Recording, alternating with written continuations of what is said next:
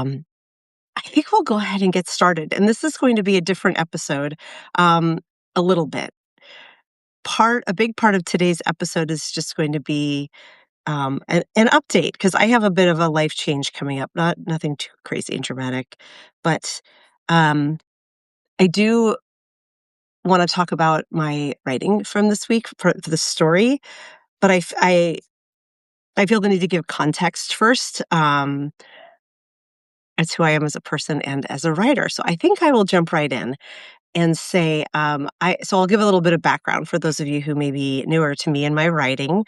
I write personal essays. I'm a memoirist. I have been at that part of my writing journey for about 3 years, started on Medium and have been on Substack now for about a year.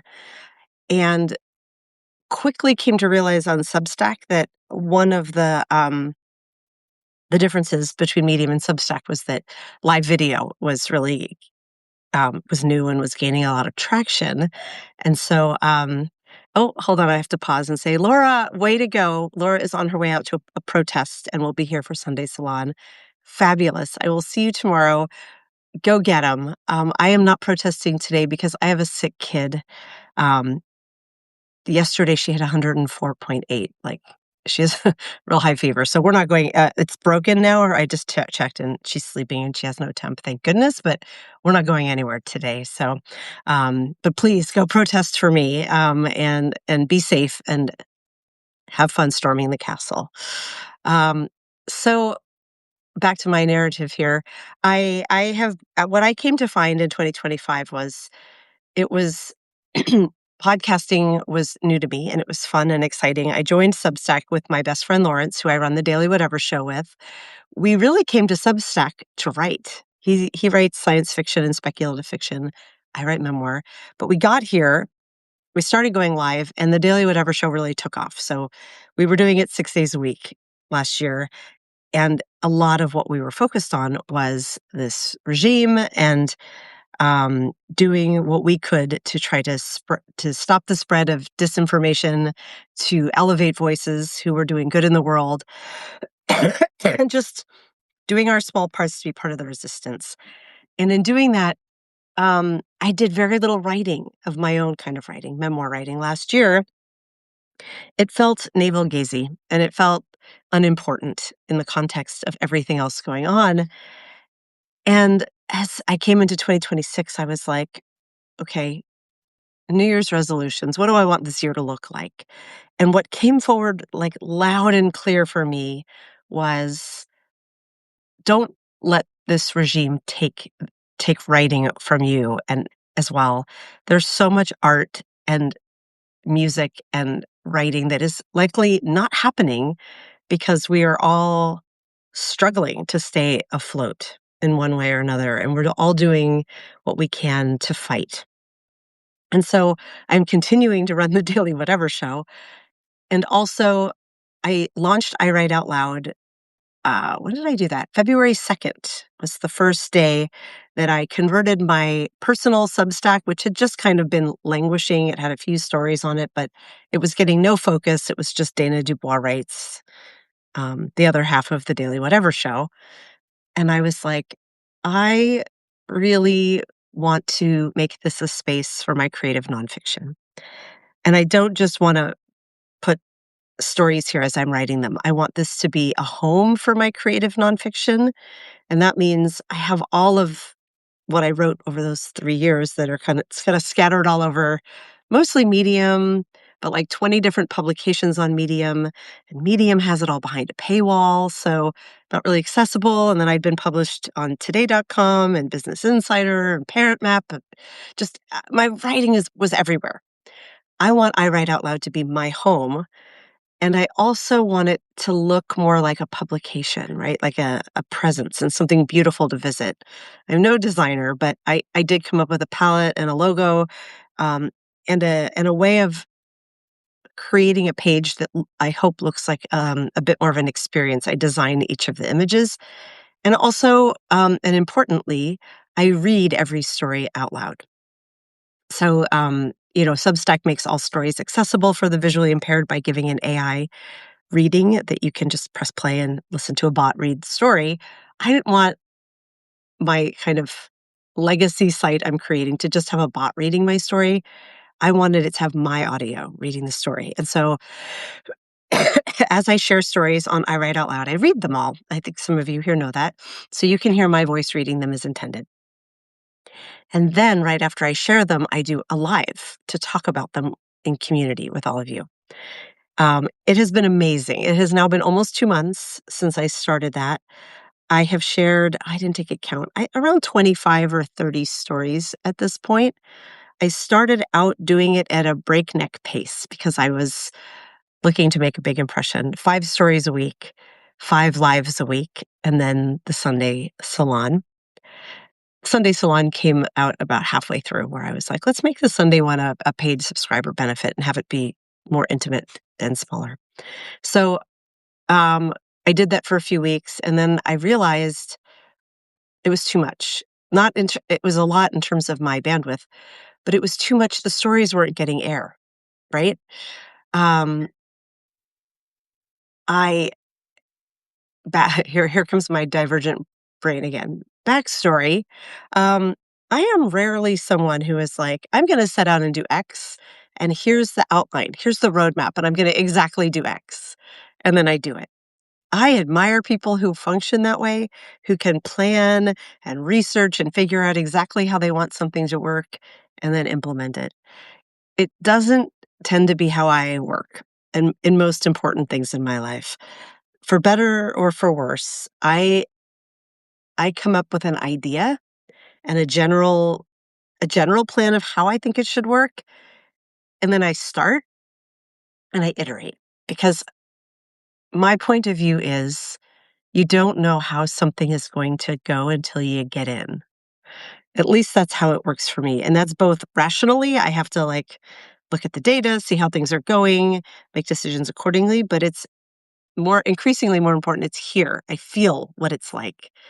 And that's what happened with I Write Out Loud. I started with 5 stories a week and I was like, I feel a bit frenetic because this is a lot of work. But more importantly, um, how could I expect an audience to keep up with 5 like heady pieces of memoir a week and to show up that frequently? Like that's not realistic on me and it's not realistic on my audience. And I thought 2 stories a week made more sense. And 2 stories a week was better. What I'm finding again though is it's still a little rapid for 2 reasons. One is the one we're speaking of the stories I don't feel like I'm done telling the story after just a few days. Um, so I'm not ready to jump to the next one yet. And then the other reason is a bit more practical. Um, I'm debating how much to say about this. I don't want to say a ton. What I will say is, I think some of you know that this is not my job. I do have a full-time job. That I have been on a short leave from that job, and that ends next week. And so I had the ability to do more while I was here and not going into an office as often as I was. And so I am trying to make something that is sustainable and beautiful for my work and also something that will be manageable going forward. So, um, that's like kind of the update and the state of things for me is I am I have been trying to come out with like a calendar and I keep posting it and being like, actually, it's going to change. It may change again. But for right now, I will be sharing most weeks a story a week, a primary story, and I will be doing a primary live to talk just about that story. Um, I will likely continue this Saturday one to revisit how people reacted to the story this week and also to talk about um, other ideas and thoughts that are coming up and to be in conversation with all of you. The Sunday Salon will also continue where it's kind of the behind the scenes and the bigger cultural implications, et cetera, et cetera. That is a paid subscriber benefit. If you would like to be a paid subscriber, I would love that. Um, $4 a month. You know where to look. I can put the link in the chat later. But what's really, this is kind of all a tactical update, me being me. the bigger update here is, like, I would love nothing more in the world than to do this full time and to have only the art be the consideration. And I feel like that ability is there. You all and your support have been so heartening and inspiring these last almost 2 months now that I'm like, wow, like memoir really can capture people's hearts and minds. My belief is that storytelling is what moves the world. Storytelling is what is going to ultimately get us out of this mess that we're in as a country, because it's when you know people's lived experience, that's when you can start to understand the politics behind it, the why behind it. So it has been so heartening to be here. And the phrase that keeps catching my, like captivating my soul, that's so cheesy, but my heart, my mind, my body are all enervated by this idea of catch air. You've heard me say it as I've been talking. It was just the new moon last week. I do a podcast with Karen Marie Shelton and Oceana Teffenhart where it's called Crone Cocktail Hour. We sit and talk and we get a little witchy, but we do it for the new moon and we set intent. And catch air is my intent. And I mean so many things by that, but one of the big ones is like, how do I take what I'm doing and like make it bigger? What are the things that need to happen? What are the goals? And my honest answer is I'm not sure yet. I know I need to keep creating and write, like keep writing and keep talking, keep podcasting, keep sharing ideas in this medium. That is clear. How to take that and scale it to a place where more people read it, more people hear it, and it can become a more sustaining part of my life. That's the part I haven't figured out yet. If you all have ideas, you come tell me. But um, I can hear Kira barking. Pardon me for 1 minute. She doesn't recognize. Oop, she doesn't. This desk is on wheels. Woo! She doesn't realize the door is open. Let me go let her in. Come here, little silly dog. You can come in. I know. You're such a good dog. You're such a good dog. I have a treat for you. She's so sweet. I plunked her in my sick child's bed before I came down here and said, "You need to keep her company." And then I think she realized, "Hey, wait a minute, it's podcast time. I'm needed downstairs." So here she is. Um, I see a lot more folks have joined. This is funny because my web camera is set up right. Let me move it. It's set up right over where the chat is. So I have to like wiggle this way to see. Um, do you all have any thoughts on what I've been sharing about this idea of catching air, and it's kind of creativity at scale? How do we make that work when Substack, how do we make that work as creatives when Substack is just growing by leaps and bounds every day and the space is getting more and more crowded? At least in my feed, I see the space filled more and more and more with political pundits, with celebrities, folks from the news who are either getting laid off or leaving their jobs and are bringing their primary work to Substack. Um, Yanni says, growing not in a good way. Joe says, creativity is on the streets today. Yes, and I don't know if you literally mean today as in No King's Day. There will be a lot of creativity in the streets today. If any of you are joining, please go. Please be safe. Please go fight. I was planning to. I have a sick kid, so I'm going to be home um, making soup and trying to get her to drink more Gatorade. Probably watching reruns of Anne with an E because that's our comfort show. And that's what we do when she's sick.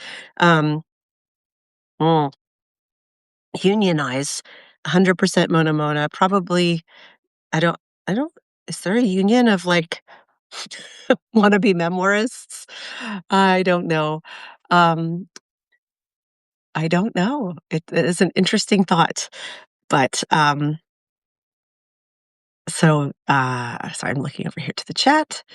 Okay, I will read more as the signal comes in. One thing that I am doing, because why not take on yet another project? And I'm super excited about this. I am going to be writing a proposal for a book with a friend of mine. Um, I think some of you know this, that back in the day, and that by that I mean the aughts, I founded and ran a music website here in Seattle called Three Imaginary Girls.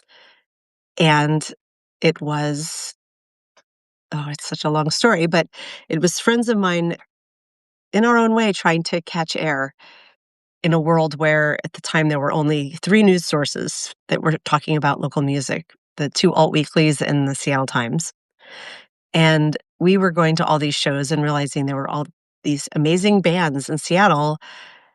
And this was after the spotlight had kind of come off Seattle because grunge was, the early 90s, Nirvana, Pearl Jam, Soundgarden, Alice in Chains. But the spotlight was very brightly on Seattle, and then it had moved by the time we got here. But there was all this talent and creativity and this wonderful creative community of folks going to shows. And we started writing about music. We made our own website. I hand built it in HTML because there were no platforms yet. And it ended up really catching air and taking off. And for many years, we ran this site and we threw events, and it was super duper fun.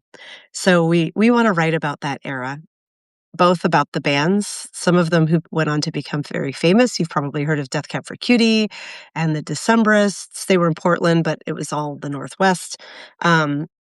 And many, many others who were wonderful and never quite caught air the same way. So it'd be highlighting the music, but more importantly, highlighting what it was like to be, well, women being a voice in a predominantly male-dominated space, and also how we did it in this very authentic notepad in hand, person by person way, and how we became part of the community we were trying to champion. And then the most important layer of it all is around, even the site was called Three Imaginary Girls. And even though we were imaginary, it was, we had no way of knowing. It was the very final years of real, where there was no imaginary. We were not living online yet. The story ended for us, and also more broadly, the story ended for me when my first daughter was born. But it was the same time the iPhone came out. It was the same time Twitter came out. It was the first social media platform. Um, all of these external forces and tech giants growing that made Seattle less hospitable to art, but also made it possible for there to be 1,000 million voices all at once, right? Um, we made this community without, it was not social media, it was just social. So anyhow, a fascinating era, and we are just in the early stages of putting together a proposal. So that is another reason why I'm like, I need to carve out space, because I have never written a book. I should really put all my memoirs somehow. It would be great if AI could just aggregate it around the internet and tell me a word count. It can't. I should put it all in one document and be like, how many hundreds of thousands of words have I written? But the idea of doing them all and creating one narrative arc is fascinating to me and exciting. So all of that is going to happen. Let me see here. I'm looking at the comments. It was pretty much moved to the Midwest by the late 90s, the spotlight. An interesting thought is to stay politically aware and also find an interesting subject that can go daily, like exploring vintage or antique items and their usage of old times when common sense rolled over necessities away from conveniences. That's really interesting, Dottie. I like that. Meet up here, but build our spaces off Substack. I have that in mind because I know platforms can pull out from under you. I mean, that's what happened on Medium. I had a really lively little presence, but also kind of business running on Medium, and it was doing really well for a couple of years, and then they changed their Boost program. I am a Boost nominator still, but my income went down literally exponentially overnight, and so did my readership. So it is hard. Like, I love Substack. I love what it is, but I am worried about what will happen when they decide not to share or highlight, or they choose to suppress this kind of content. It's hard enough to get air. If the bots are fighting against the air, it will be impossible to get air, right? That was super cool. Thank you, Mona. and everyone must have items to research here and teach us old ways of common sense. Mona, the same thing that happened here that happened on other social media. When the celebrities and corporations show up, the voices of unfamous people get buried. Yeah, Violet, I am feeling that as a lot of people are. I think it's really interesting. And I will say, thanks to all of you, I Write Out Loud has grown immensely in the almost 2 months that since I launched this in earnest. My profile's been up for the year since I've been here, but it wasn't called I Write Out Loud, and I was not focused on it. Now that I'm focused on it, I don't have the exact numbers in front of me, but I should look at the end of the month to see. I believe it has more than doubled, and that is in number of subscribers, and that is also in number of paid subscribers. So I'm super grateful to all of you who are subscribing, especially those of you who are paid subscribers. I think I have 7 founding members. You guys, like, I can't even tell you what that means. It's immense. It helps keep this project going. Um, it it is still quite small. I know I look big because of my overall number and my orange check mark.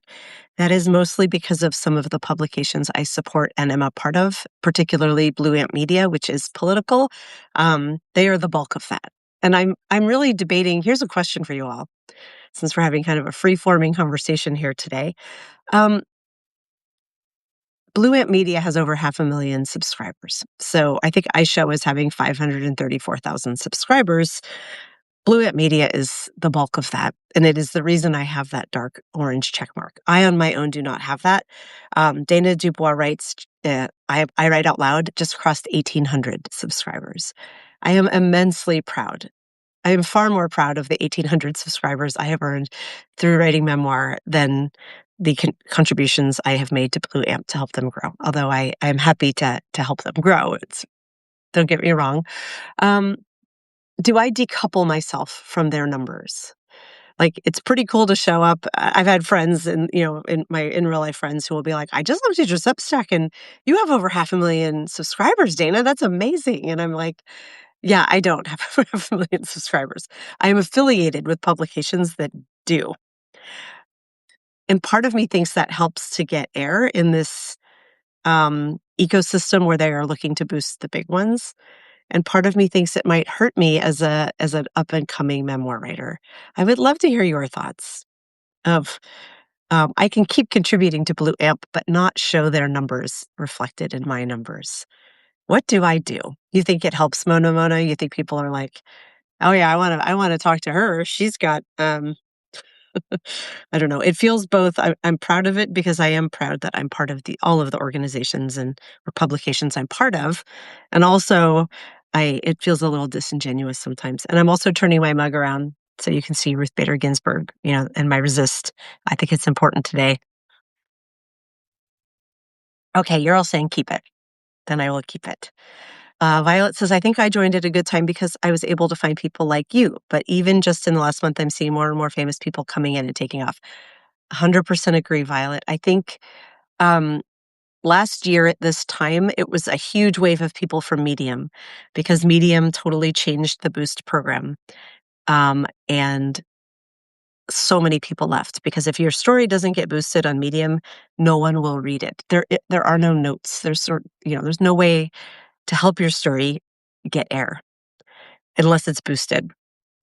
And I will tell you, because I like being direct about numbers and things, like I'm not huge on Medium, but in my 2 years, I got a big enough following that if I have a story get boosted there, it will usually earn between $100 and $500, usually around 150 to 200, which is notable. Like I'm not paying my mortgage on that, but it takes me an immense amount of time and effort to birth a story.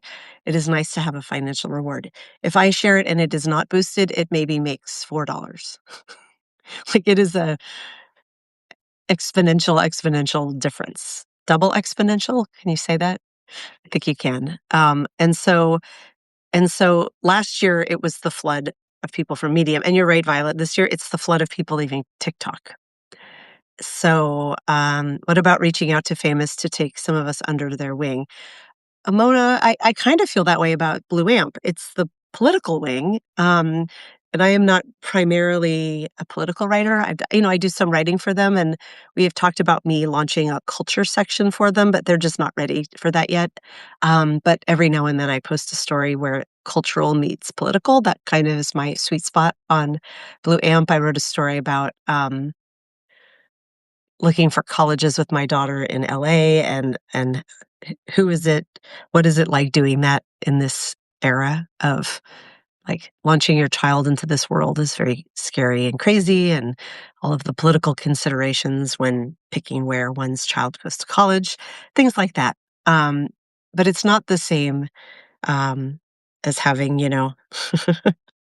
Margaret Atwood, if you want to take me under your wing. Well, she's a fiction writer though, but she's been on Substack all along. She's great. I'm sure you all probably know that and are following her. And you are completely right, Mona. You're hitting on something here. The problem is they only promote the other big ones. That's really interesting, Mona. And this is what I've noted because I think a lot of you know I manage. Well, I'm half of the Daily Whatever Show. I co-host it with my best friend Lawrence Winterman. Um, Tune in every weekday at 10 a.m. Eastern, 7 a.m. Pacific. I'm Pacific, and I am a night owl. So it's been nearly a year. April 24th is our year anniversary. I'm not sure yet what we're going to do for our year anniversary, but it is called the Daily Whatever Show because um, it's a nod to our Gen X heritage, whatever. And it is truly supposed to be like an old school morning show, and we bring loads of guests on. We tend almost every day we have a guest, and I do 99% of our guest booking. And I look to bring in folks who are doing really interesting things in their field, and I look to make sure the fields are diverse. So we tend to bring in there are a lot of folks in the political space who are in one form or another fighting this regime. We elevate loads of those voices. And for a while, that was almost the only focus because there are so many of them. I have made a real effort to be like, I want the artists, the writers, the thinkers coming in as well. And so it's a mix up. And starting this year, Lawrence and I each decided to take a day just for ours. So on Mondays, his day is called Not Straightforward. Lawrence is a gay man, so he brings on other queer folks, LGBTQ folks community from the LGBTQ community to talk about issues that are relevant to them. And on Thursdays, I host a show called Fine Feminist Hour, where I bring in women to talk about feminist-focused issues. That's everything from health to dating to political issues. Trying to think of who else has been on there and coming up. Work, what it's like being a woman in the workplace, intersectional feminist questions, all kinds of things. So we each have a day where we get to focus on our own topics, and we also get to respite the other one, right? So now we're each on air 4 mornings a week instead of 5 because it's a lot doing that every single day. And it's wonderful, and I love it. I also look to bring in, as we were talking about big guests versus little guests, I have noticed that podcasts tend to bring in their same crew of people who are right about at their size. And I definitely see this on Blue Amp, right? I bring in all the big guys. For a short while, I got them to give air to some smaller, more diverse creators. Um, it is not their primary focus. Every now and then they still do it. Um, but the Daily Whatever Show, I aim really high sometimes, and sometimes it works. We had Mike Nellis on. He has 1.5 million people. Karen Attiah, she came on right when the Washington Post laid her off. That was kind of the most exciting guest, and she was incredible. She doesn't post very often these days, but you'll want to be there when she does. So follow Karen Attiah. Um, this has not been announced yet, but next week on Friday, we've got Waj from The Left Hook coming in. These Lev Parnas has been on the show. We've Julie Roginski, really huge creators have come on to our very small by the numbers show, and it super helps to elevate us. And I love this moment in time about Substack that people are like, yeah, sure, I'll come on your show and talk to you. And then that has introduced us to bigger audiences and slowly but surely has grown us. But I've also brought in people who are not even on Substack yet, or who are very, very small on Substack because they're doing interesting things. And some of those folks have grown up to be they've outgrown us. They've become really big and prominent. I mean, Nick Parrow is one of them. He, um, from Banner and Backbone, he came on our show when he was just like, "Hey, I'm in your audience, and I'd love to come on and say hi." So w the Daily Whatever Show, I my goal in that is to always have an audience that spans everything, like size of audience, topics, age group, race, gender, and sexuality. Like we want all kinds of folks coming on the show, and the unifying attribute of them is you have to hate Nazis. You have to be fighting this regime, and you have to be doing something really interesting in your field, whatever it is. Um, we have an artist coming on next week. Um, I'm not going to. Well, should I disclose the whole list? I might as well, why not? But I think a lot of you know Marlon Weems. He has been on our show many times, The Journeyman. He just announced it as the Journeyman Network. He's amazing. It's his daughter is a young woman. She's graduated college, and she is now on Substack, and her name is Hallie Claire Weems, and she's an amazing painter. So she's going to be on our show next week. Like, you come on. So actually, I'm just gonna announce the whole lineup because it's a really exciting one, and, oh, Jennifer's so cool. She said, "I love Nabil. I got his book." Nabil Ayers, Roy Ayers' son, huge musician and musical entrepreneur. He heads up, Beggars Records. He lived in Seattle for many, many years and was part of the music community here. He founded an indie record store that lives on after him now that he lives in New York, and, yeah, wasn't he such a great guest? I hope you like his book. He's a wonderful writer. I'm gonna read you our lineup for next week. I'm gonna sneak peek it because it's so good. Um, Monday is Lawrence's Day, and he hasn't filled in our calendar.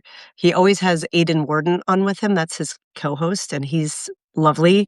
And I know they have a guest, and it's one of 3 people, and I'm not gonna say which one because I don't know yet. Tuesday, I'm flipping out about this, is Sari Bottom. She is the founder of Oldster magazine. She was just featured in the New York Times. She's incredible. Like, she's an incredible writer and publisher, and I cannot wait to talk to her. Wednesday, like I said, Hallie Claire Weems, artist, visual artist, is coming on. Thursday on Fine Feminist Hour, it's Letters from a Feminist. She's kind of new to Substack, and she is really taking off. And we're going to be talking about intergenerational and intersectional feminism. Um, and that's a heady topic right there, but we are different ethnicities and very different age groups. She's Gen Z, I'm Gen X, and but we are very united in our views and kind of how we approach it and how we came into feminism and what we hope to see for the future. Should be a fascinating show. And then on Friday, we've got Waj from the Left Hook coming for Fucked Up Friday. So that is going to be an epic week. I'm kind of freaking out about how good that's going to be, and I'm going to do the work to get all the images made and get that post made today. But back to me. Um, and what I'm doing here. I didn't even have time this week to post my calendar of events. I did it for 1 week, and then this week it fell off. So my goal before I return to work next week is to get a calendar that I will to get everything feel sustainable and and ready to go and consistent as best as I can, knowing that it will grow over time and shift, because that is the way my creative brain works. I have an essay all ready to go for next week. I was going to post it as the second essay this week. And as I was going to post it on Thursday, and then I was like, oh, I still have to post yesterday's podcast recap, and I have to post the Daily Whatever Show recap, and I have to get this thing about the memoirs quarterly that we're doing on Sunday up, which I'm going to talk about that next. And I was like, Dana, you can't post another memoir piece in the throes of all of this. It will get lost. And that was what kind of clicked of like, one story a week, Dana. My tendency is to be like, I'm going to do this and this and this and this. And I want to keep that energy going and also do something that I can keep up with and that an audience can keep up with. Our attention economy is flooded. And so, um, memoir isn't something like the news that should come hard and fast, right? Responding to what's going on in the world. Memoir needs to move mindfully. So, one big memoir piece a week, you're going to see me sharing a lot of notes about it and thoughts. I've also discovered in the last week or two that I like to do what I'm starting to call micro stories in my own head. And what I do is they've all been spontaneous so far. I've hopped outside, usually, popped my phone on, and talked about something that really moved me in the moment.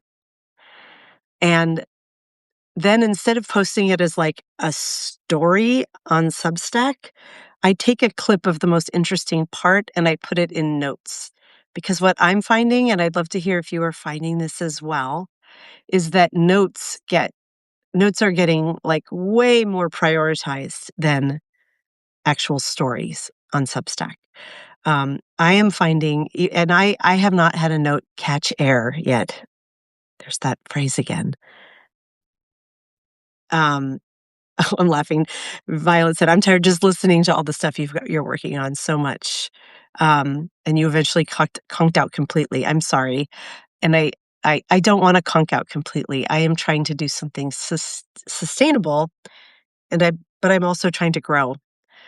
And in an ideal world, this time next year when we're talking, this is all still going, but it's going at scale. And by at scale, in order for this to be a meaningful financial part of my life, to take some of my work, that I need to do to keep my life going off my plate, it would need to grow exponentially. And in order for it to replace the work that I'm doing, it would need to grow double exponentially. And that's a really high bar. That's not going to happen overnight. But I feel like I love the play West Side Story. I don't know if you all are familiar with it. It was the first musical I ever memorized when I was in like grade school. But there's an opening song that Tony sings, the protagonist, as he's beginning his hero's journey, which is a love story. And it's called Something's Coming. Um, and the lyrics, I'm really going to want to sing it, but I shouldn't. Could be, who knows? There's something due any day. I will know right away, soon as it shows. You know, God, it may come cannonballing down through the sky, gleaming inside, bright as a rose. I'm still getting over the crud from when I was sick, and it's just expectancy. He's like just walking around like all the hairs are up on the back of his neck, where he's like, I know something amazing is about to happen, and I don't know what it's going to be or where it's going to come from, but I know it's going to be amazing. And what it is he meets the love of his life, Maria, his very short life. Spoiler alert. And that's how I feel right now, where I'm like, something's coming. I don't know what it is, but it is going to be great.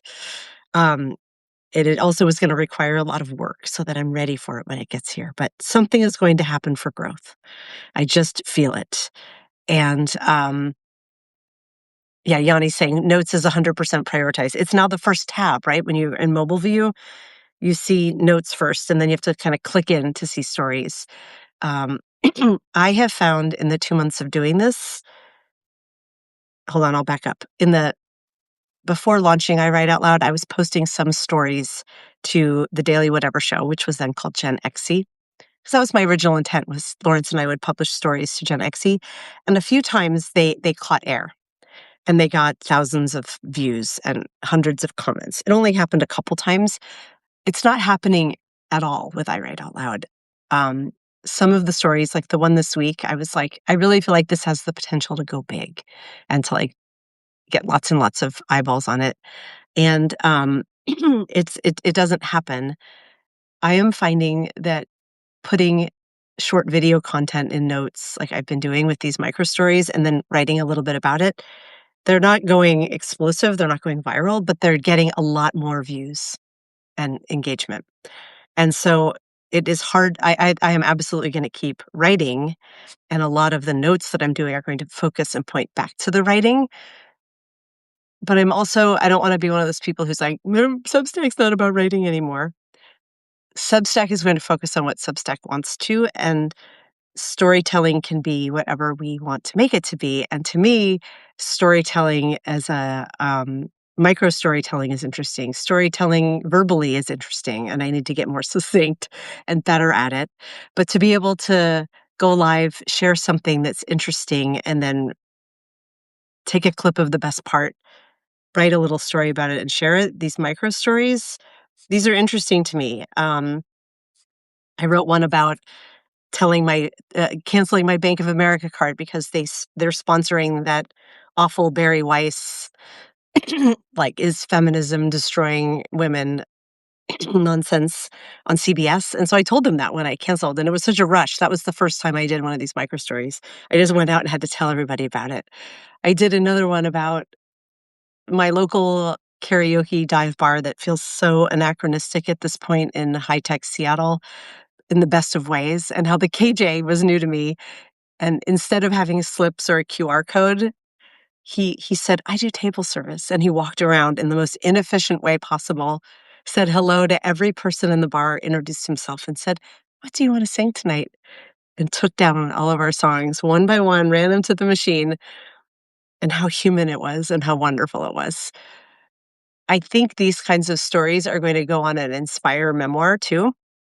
I will undoubtedly be noodling memoir ideas on these micro stories, but I feel like this Saturday Live is going to become a space where I come back and sort of talk about the week at large and the things that happen and be in conversation with you about them. Speaking of which, I'm going to come here and check to the chat of what's going on in the conversation. Notes are 100% prioritized. If you are a content creator, you've probably already figured this out. And if you haven't, figuring out notes is going to be critical to success because they want to be Twitter. And Twitter sucks now. So I'm not mad that they want to be Twitter. I hope that storytelling, longer form, still has a space. Hi, Eric. It is good to see you. Oh, you're going to the No Kings Boynton Beach. Go get him, Eric. I'm so glad you're going. Be safe. Share pictures or video in your notes from when you're there, please, if you feel comfortable doing that. I already said I am unable to go. I have a sick kid. Dr. Eric, she hit 104.8 yesterday. My kids get the highest fevers you've ever seen. They have very robust immune systems. But yes, please go to No Kings rallies if you can in your area, if you feel safe doing it and you're able to get there. And, be safe, but protest out loud. Violet says, I have chronic illness, so pushing myself so hard broke me. I'm sorry. I'm sure you'll be better at pacing than I was. I'm not so sure, but I hope so. I hope so. Have fun storming the castle. Yes, I love that expression too, Linnea. Rob Reiner. He did not deserve the tragic end that he got. Let me see here. I love all the writing, so important for the writer and reader. I agree. That is always going to be my primary love and function on this earth. Is I am a memoirist. I created a Substack analytics tool for posts and notes. Seen it yet? Mona, I haven't. Will you please send that? It frustrates me that they're prioritizing notes, but that you don't. I actually posted about this, that like, why is there no dashboard for notes? You can dig in and there is data. I had to download it and plunk it into Claude to be like, can you interpret these and what's going on? You don't in your just normal daily dashboard see how your notes are performing. You have to go check one at a time, and that's not scalable. Darbird says, my writing on Substack is very unstructured and from deep within me. Good. I think if that's how you want it to be, I keep writing, keep doing it. Yanni says, I want to start vlogging more. It is pretty fun. Razor's Edge. Everyone be safe today. Heather's the No Kings rally is in an hour. Woo! Elizabeth says, glad I'm here. I'm glad you're here too. I'm very glad you're here. Hope that your kid feels better. I took her temp right before I came down. She's still sleeping. So it's just a forehead one. And it was 99.5. And she hasn't had medicine since last night. So it is better. Yeah, when you start getting those numbers, you start being like, okay, you need to pop all of these Tylenols and Advils, and if it doesn't go down quickly, then we may need to get intervention. But, the last thing you want is to put your exhausted, sick kid in an emergency room to sit in a chair for 3 hours. So she does seem to be getting better. Thank you. Fingers crossed. We have had threats of violence on Facebook about the No Kings rally here. Oh gosh, I'm so sorry, Yanni. I'm not surprised. It worries me. Every time these come up, I hold my breath, but I'm like, is this going to be the time when they get violent? And I really I hope they do not, obviously. The No King site has virtual options too. Oh, well, maybe I will look into that. Thank you. I'm here today just to admire your hair. Thank you, Kevin. I did brush it. So I hot brushed it actually today. So it's a little smoother than usual, but it is um I have a lot of hair. I have a lot of hair and a lot of boobs. And glasses. That's that's pretty much me. That's what you get. Thank you. That is awfully sweet. And thank you for this for my baby. My baby is almost 16. So she's not like a little kid, and my eldest is 18, and they have always spiked really high fevers their whole lives. When my eldest she had influenza A a few years back, and I am not exaggerating. She was all bundled up in bed at 4 in the morning while she was sleeping. I took her temp and I got a 106.7, and I was like, "We're going to the emergency room," and it was influenza, so that can cause really high temps. That one almost it gave me a mild heart attack. I think some of these wrinkles sprouted when I saw that number.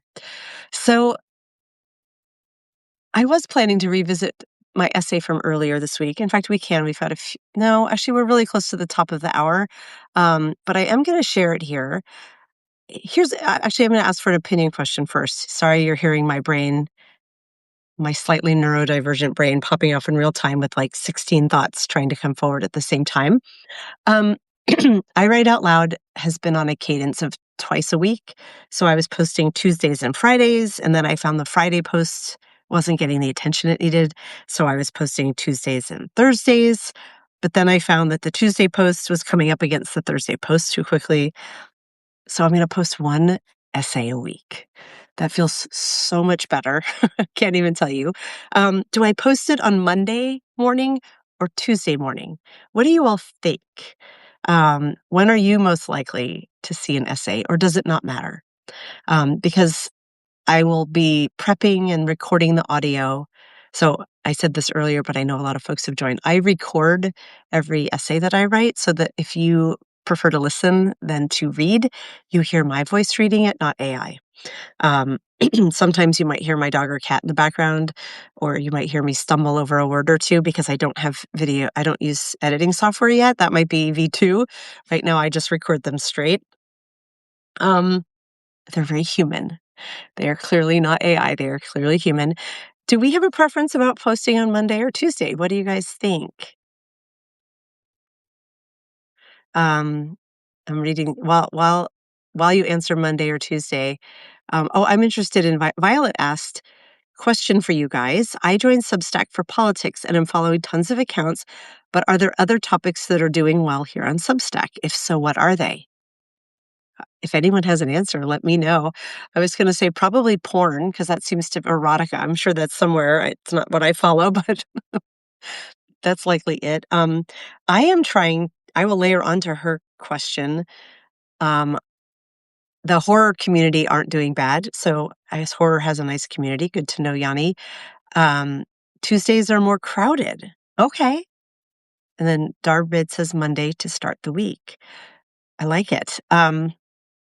So I kind of like that it's clean. And Mondays, I don't podcast. It's Lawrence's day. So yeah, maybe that's the day I publish a story. And Linnea says either Monday or Tuesday, I read them when I see them. Thank you, Linnea. I love that. Um, so I am trying to find, if you all can make recommendations, you can post them here or um, Slack them, or Slack, listen to me, I'm getting back in work mode, DM them to me. I am trying to find other memoirists, other personal essay writers, and other feminist writers, especially. So, Mona, I about flipped out when I saw your feminist stack. I have not even had a chance to do more than scratch the surface. But you have, you restack a bunch of feminist authors, and I'm so excited to dig into that. Because I started in a predominantly political space, liberal political space, obviously, that's mostly what Substack offers to me. And I love my friends and I love keeping up with the news through them. But I'm like, I want to find more of my people, right? Um, Darbid says has found lots of feel good spaces here. If you're DMing them, please send them to me too. I would love to find those kinds of spaces. Oh, and V for Violet says, I love Crone cocktail hours. It's such a nice, refreshing, positive change. Thank you. We have so much fun doing those every month. And um, I kind of love that it's just once a month and that it's for the new moon and it's when we set our intent because um, because it is special. Then it's not hurried. We're mindful. It's a slower pace. Oceana, Karen, and I do those right around the new moon. So it'll be in about 3 weeks. And we should probably figure out when the next we figure it out like a week beforehand so we can talk about it. It's based on whenever the new moon is and then when our availability is. And it's usually around 8 p.m. Eastern, 5 p.m. Pacific time. So um, the women feminist biz community is awesome and very Gen X. Well, hook me up, Mona. I got to find my people because these are indeed for sure and certain my people. Speaking of which, because we're right at the top of the hour. Tomorrow, the Daily Whatever Show is having a one-off on Sunday. It's just me representing the Daily Whatever Show. I'm so excited about this. There's a publication on Medium and also on Substack called The Memoirist. It is run by a woman named Kiki Walter. She is wonderful. And it is all memoir writing, personal essays. And she has just published the second edition of the Memoirist Quarterly, which is a literary journal. You can buy it on Amazon. I'm in it, which is super exciting. And it just dropped. And I said, Kiki, we should go live and have a celebration for like a release party for the launch of this book. And so we are doing it tomorrow, Sunday, at 1 p.m. Pacific time, 4 p.m. East Coast time. And it will be Kiki and me. We will be hosting and we will talk about our stories in the journal. And then we have 3 very talented writers who are published in the Memoirs Quarterly joining us.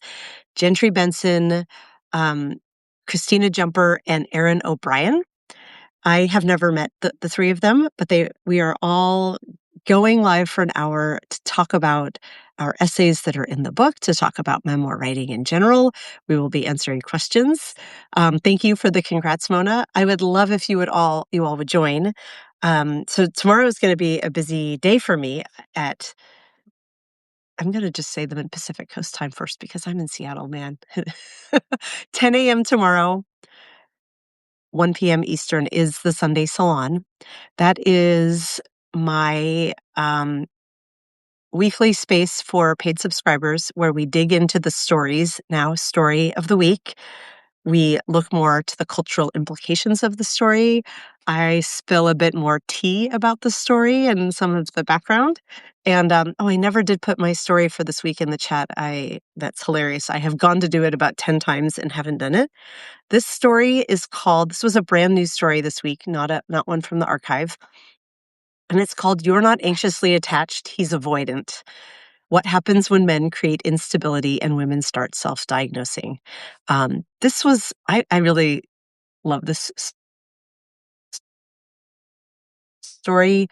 And it was in response to a lot of hold on, my mom is calling me. I'm gonna have to call her back. It is in response to the online ecosystem I'm seeing around influencers analyzing avoidant men and women with anxious attachment and men with avoidant attachment. And I suggest that they are yin and yang. They are 2 sides of the same coin, and that as women, it is dangerous to take on a label like anxious attachment when in reality, we just may be anxious because the men we are dating are not behaving well. And in that case, anxiety is a signal, not a diagnosis. And signals are informational and important. So there's a lot of tea behind the scenes on the origin story of this essay, and I will be talking about all that tomorrow, 10 a.m. Pacific, 1 p.m. Eastern time, and that is for all paid subscribers to my channel. So if you are interested in joining, I would love to have you there, and I would welcome your support. Wow. And then at 1 p.m. Pacific, 4 p.m. Eastern will be the Memoirs Quarterly. So you have 2 chances to see me live on Sunday. And then I will send out both the Daily Whatever Show and I Write Out Loud, where I will be weekly. on Sunday, and on Monday, I will go live with my first essay that is in this new weekly cadence. And I will go live Wednesday evening to talk about the essay. It will be at 4 p.m. my time, 7 p.m. Eastern time. So that is my week. That is us at the top of the hour. And I am going to pop back here and see if there are any more comments to address before I sign off. Refreshing not to go by Eastern time. I live on the West Coast too. West Coast, best coast. I know it is a funny thing to constantly be translating time. But it's so true. You love Will Hitchens' videos on YouTube. He shames misogynistic men so hilariously. Okay, I'm grabbing that name, Will Hitchens, and I'm plugging that into another browser. Digital content creator focused specifically on modern dating, gender dynamics, and cool girl tropes. Oh, okay. This completely seems like something I need to check out. And I will check out. Now I've lost the live. I have too many browser windows open, y'all. Did I just close it? Well, if you all put a comment in there, I missed it because I appear. Oh, no, there it is. Too many windows, too many tabs open. All right, I have captured Will Hitchens. Thank you, V for Violet. He's Australian. Oh, even better. Love that. Thank you all so much for joining me for this rather casual but lovely way to spend a Saturday morning/afternoon. I hope you all have a great weekend. I would love to see you all tomorrow for the Sunday Salon or for the Memoirist Quarterly celebration. And I wish you all of you who are going to No Kings rallies, please be safe. Please go fight. I'm sorry I cannot join you today. I must take care of my child. And yeah, that's all I've got for today. Love you, mean it. Bye, everybody.